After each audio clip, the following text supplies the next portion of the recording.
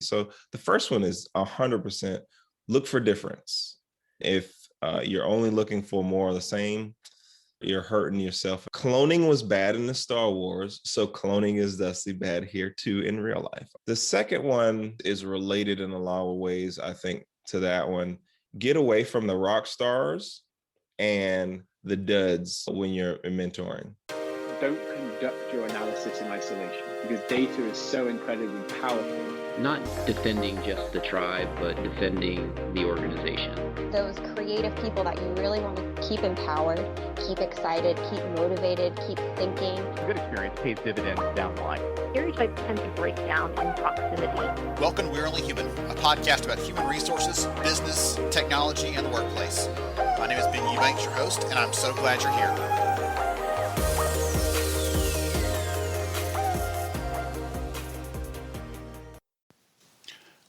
Hey everyone, it's Ben Eubanks, and I'm so glad you're here with us today. I'm looking forward to, as always, a great conversation. We're going to dive in with Chevy Cook, and we're going to talk about mentoring. We're going to talk about how that fits into the bigger picture of how we focus on and prioritize what our employees need from us. And it's going to be a great conversation. I love how he makes it very practical. You'll have some good visual examples of that, but he'll also have some good reminders for us of who should be the recipient of this, because it may surprise you a little bit the way that he approaches that. Thank you, as always, for joining us on the podcast. Before we dive into the conversation, here's a quick word from our sponsor. Today's episode is supported by Workplace from Meta. Everybody's talking about the metaverse these days, right? But Workplace from Meta is different. The clue is in the name. Workplace is a business communication tool. It uses features like instant messaging, video calls to help people share information on a day-to-day basis. Think Facebook, but for your company. It's part of Meta's vision for the future of work, a future in which your job isn't just something you do, but something that you truly experience, a future in which we'll feel more present, all together, connected and productive. Start your journey into the future of work at workplace.com/future. That's workplace.com/future. Here's a behind the scenes look. He's been like calm out because he's been so busy. He's got his PhD. He started a new job. He got promoted to lieutenant colonel in the Army. So all the virtual applause he can get right now because he's been incredibly busy, and he still took time to record this to come to you and share some insights and things. So I'm so thankful for that. Welcome, sir. Good to see you again. Thanks, Ben. Thanks for having me this morning. Early morning for you. Yes. Still a little bit early for me, but I'm in the Army, so it's not really early. If there's no sun out, it's just the right time. That's how it goes at our household. Oh, goodness. Before we dive into some of the conversation, we're going to talk about mentoring. By the way, we're going to dive into those things. Dusty, you as an expert there, not only do you know about it, do you care about it, you talk about it, but you also have started a foundation that focuses on that. So let's take a minute or so and give the audience a little about who you are and what you do. All right. So as he said, I am an Army officer. I have actually 18 years in service. The vast majority of that, about 13 now, have been in the special operations community. I got the blessing for the last couple of years to get a PhD to give me some time off to go rack my brain in a school and in a classroom. So I just finished that, just moved to the DC area to work in the Pentagon. So that's my current role. And along the way, I've picked up a couple other things to do. And one of them has been co-founding the nonprofit Military Mentors some years ago now. We're on our 6th year, and we focus on educating, elevating, facilitating, mentoring for the military and beyond. And we could talk about those terms, but I want to focus on the end piece, the military and beyond, because people, they hear our name, Military Mentors, and they just think, oh, this is just for service members. But it's not. We like to speak to crowds of people, organizations about the lessons we've learned from crisis or in extremist level leadership and pass along those military lessons to those who aren't in the service, and vice versa, learn from industry and bring that back to places like where I work now, the Department of Defense. So that's a little bit about me, my background, and the organization. And I'd love to dive further into some things. All right, awesome. Just start off by setting the playing field a little bit and talk about how would you define mentoring? Because people use it like they use it interchangeably with coaching, or they use it with just in general leadership. Oh, they're also a mentor for me, but they use it informally. I'd love for you to give us kind of a definition that we can rest on for what a mentor is. All right. So So there's a lot of ways this can be defined. You're absolutely right. I joke when I hear talks, when we talk about leadership, there's a definition for leadership for every single person on the planet. And you could find the same thing in mentoring. If leadership is that overall bucket, then mentoring will, I believe, fall up under it. So there's a lot of definitions to mentoring.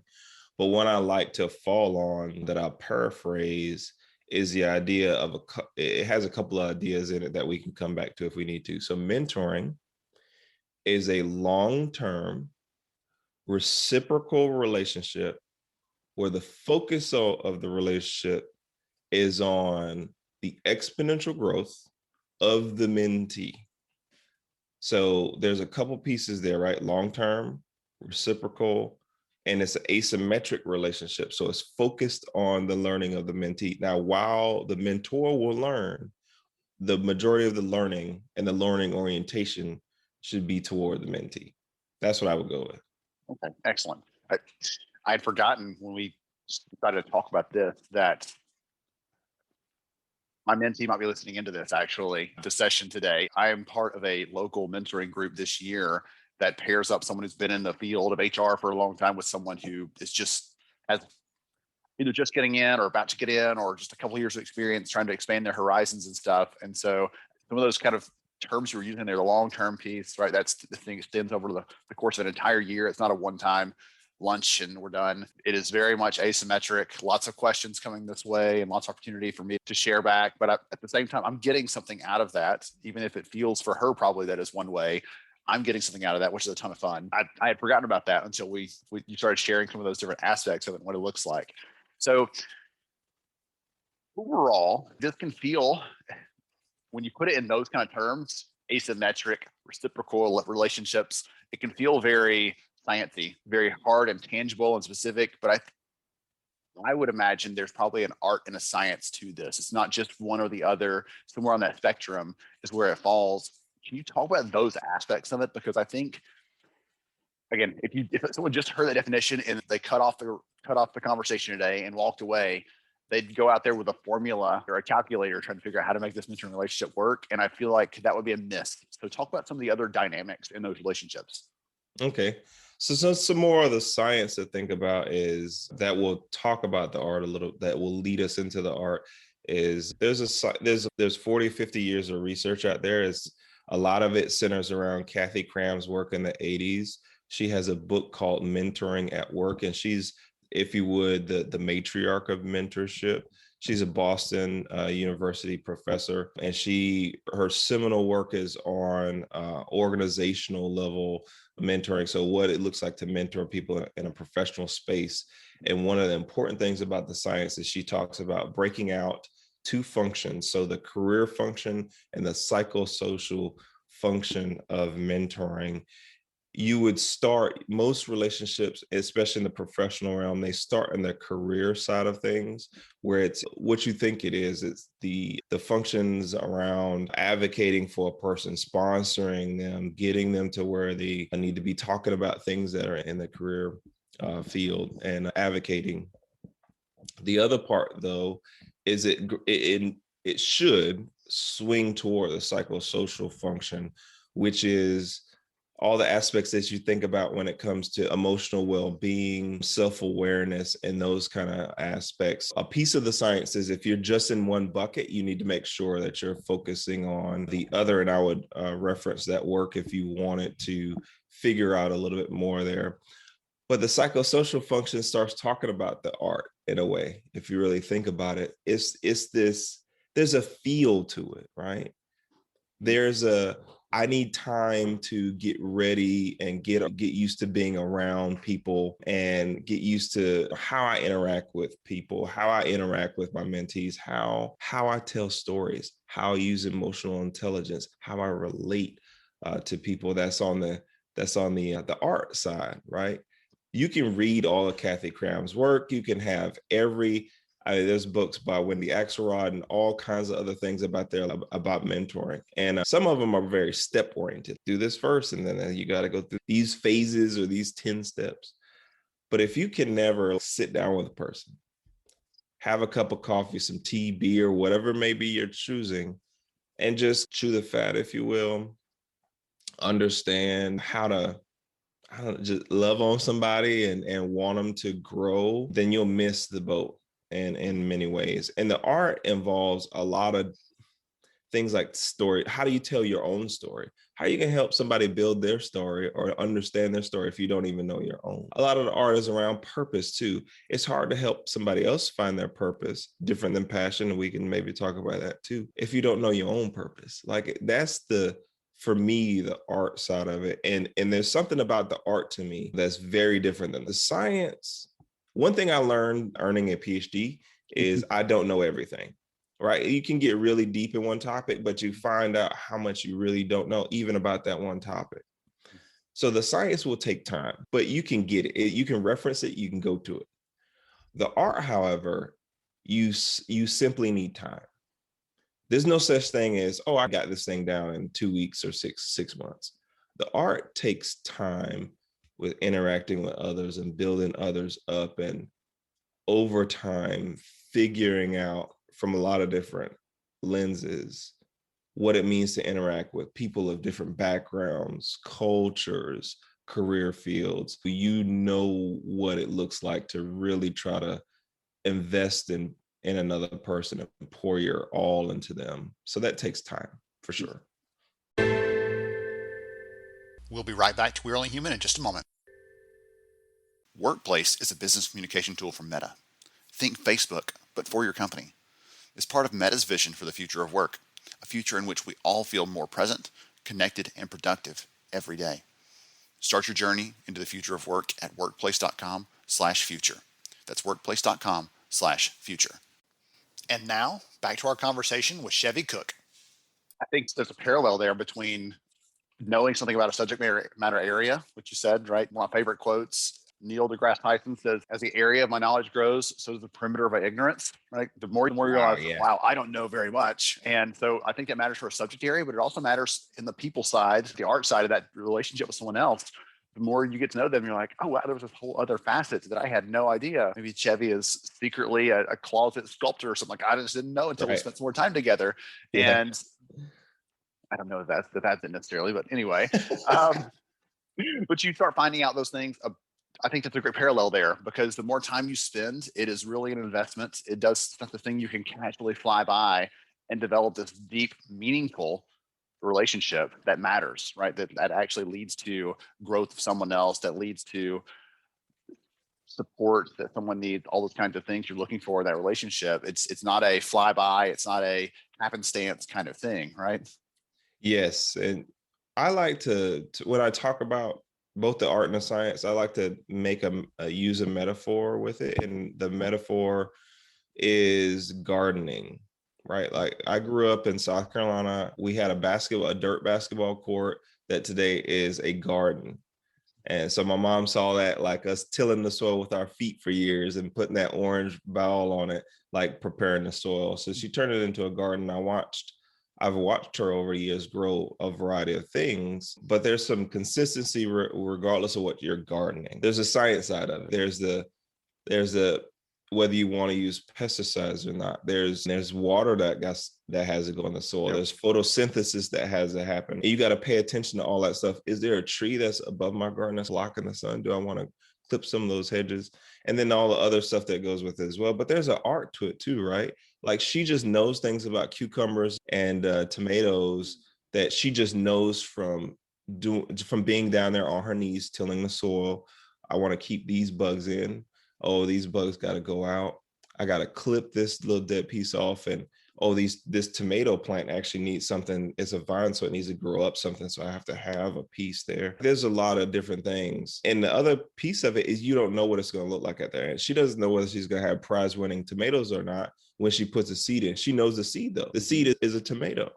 So I put that in, and I don't know how big they're going to be or how juicy they're going to be, but I can do all the things science-wise and all the things art-wise to maximize my garden. And I have to wait a season. They don't sprout up overnight. So I got to take the time and invest and nurture the soil and do all of these little things. And over time, I get to be a little bit better with so it's constant gardening in a lot of ways, this idea of mentoring. And it's got to be all of it. It's got to be the art and the science and just learning down there, tilling the soil. Hearing you talk through that so specifically, I need to invite her down. I planted a garden for the first time last year because I wasn't traveling. In 7 years, for the first time, I stayed home in the spring. So let's plant a garden. And I realized it's not just putting something in there and waiting. There's a little more to it than that. So I'm learning more about both the art and the science these days to figure that out this year. So if someone's listening to this, I'll be transparent here. I had you here I had a specific motive, a reason to invite you, not just because I like you and want to catch up with you again, but I'm hoping that the people that are listening will hear this, because we've had people talk about curiosity at work, people talk about leadership, people talk about dealing with burnout, all those kinds of things. And I think there are opportunities to mentor and to be mentored.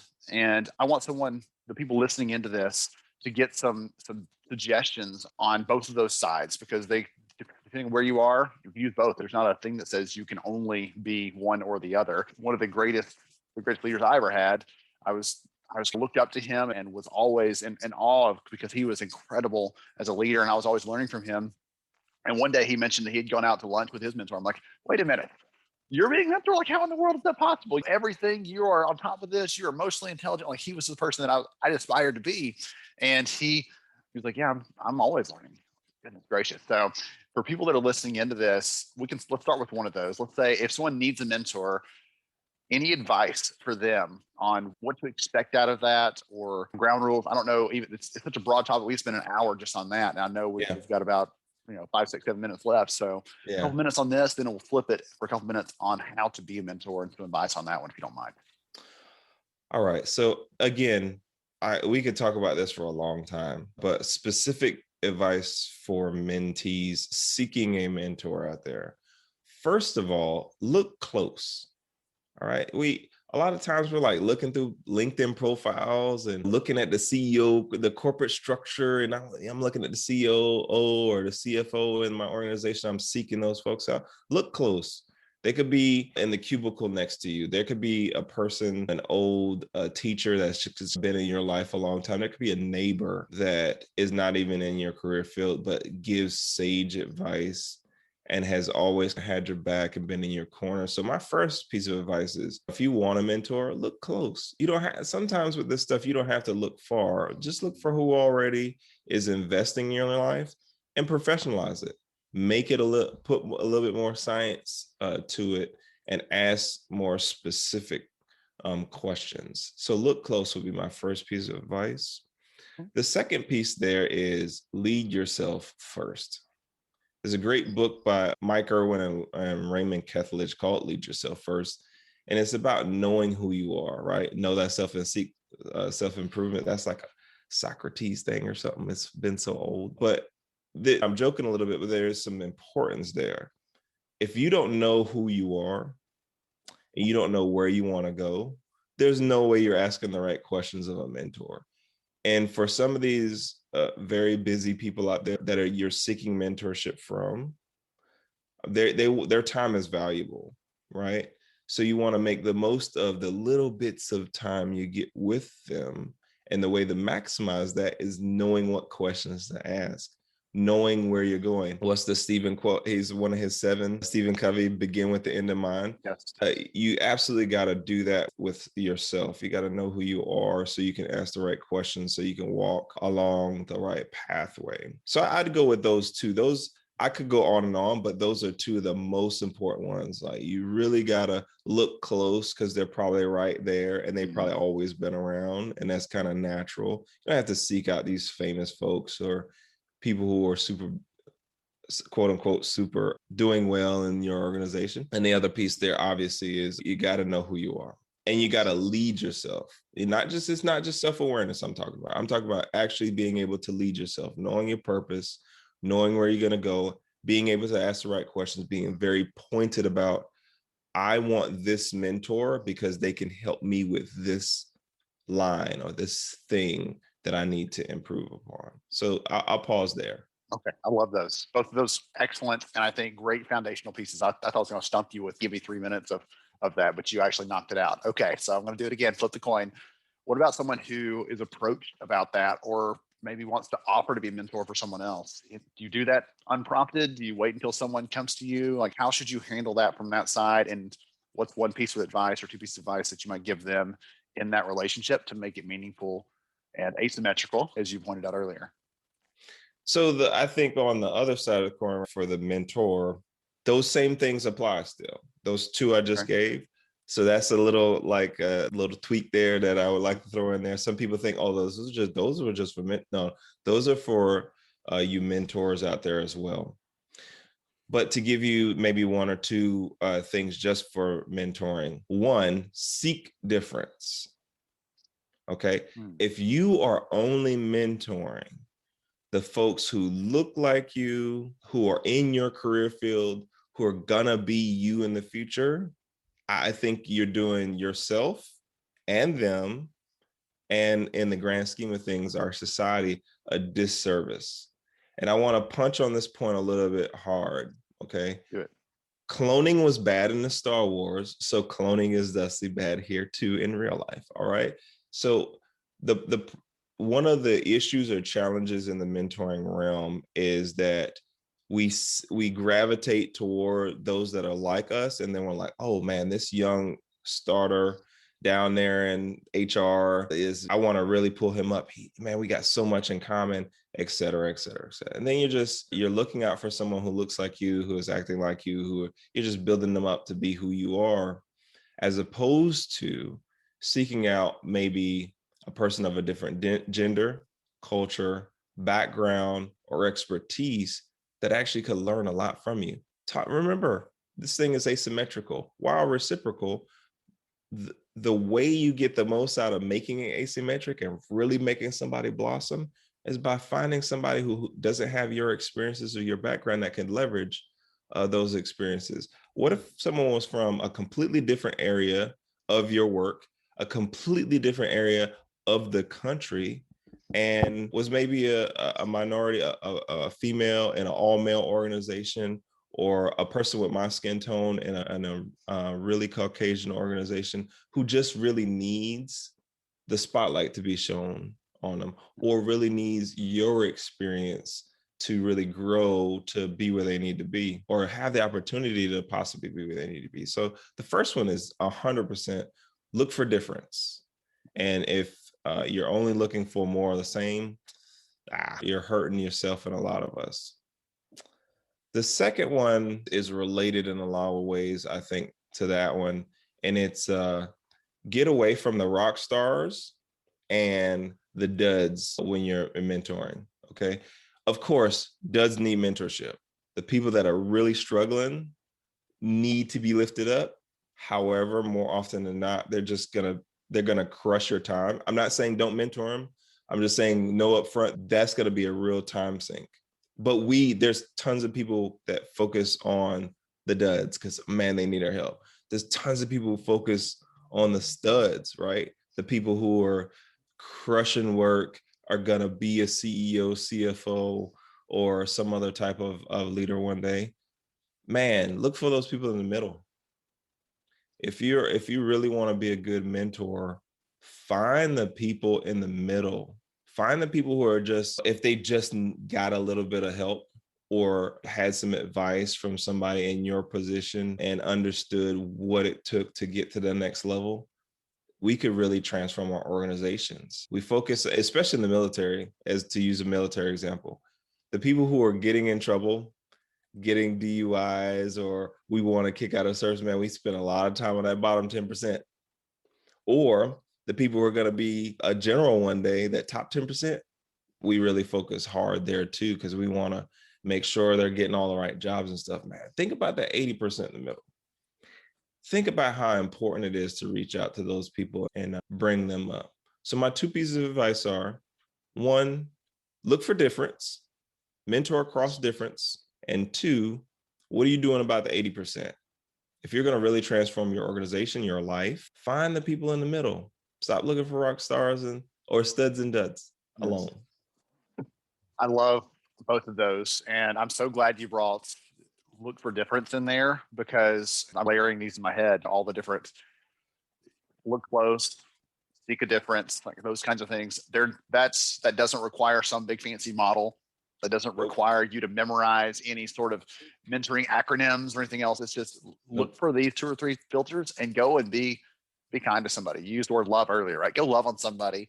Give them some of your time. There's no better way to show them that you care than to give them a little bit of your time and see where that goes. If they want that, if they accept that, if they appreciate that, then you can continue. If they thanks but no thanks, then that's fine. There's somebody else that is willing to accept it, that's willing to continue that conversation, that relationship. So this has been so insightful. I appreciate you, not just because you're whip smart, because you absolutely are, but because you so thoughtful with your words and the way that you put them. And there's not been a conversation that you and I've ever had where I haven't walked away knowing more than I did when I sat down. So I appreciate you for hanging out with us.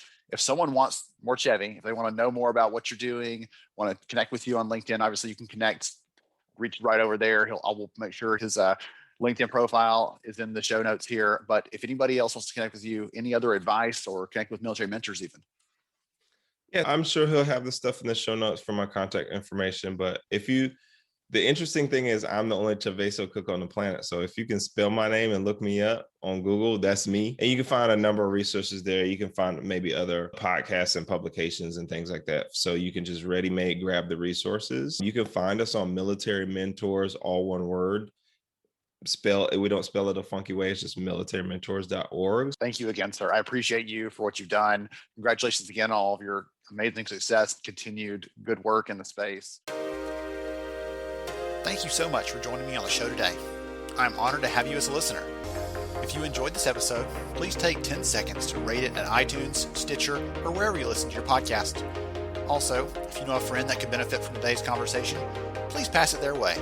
After all, a rising tide lifts all ships. To see show notes, sponsor information, and our full show archives, visit onlyhumanshow.com.